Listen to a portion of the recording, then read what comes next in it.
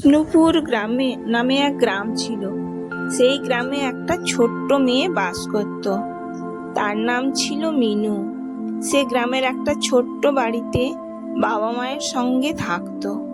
তাদের ছিল একটা সাদা কালো গরু, যার নাম ছিল কি বলতো, গৌরী। মিনু প্রতিদিন গৌরীকে ঘাস খাওয়াতো, জল দিত এবং অনেক আদর করত। একদিন গৌরী মাঠে ঘাস খেতে গিয়ে পথ হারিয়ে ফেলল।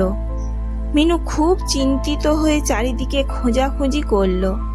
অনেক খোঁজার পর সে একটি আম গাছের নিচে গৌরীকে দাঁড়িয়ে থাকতে দেখল।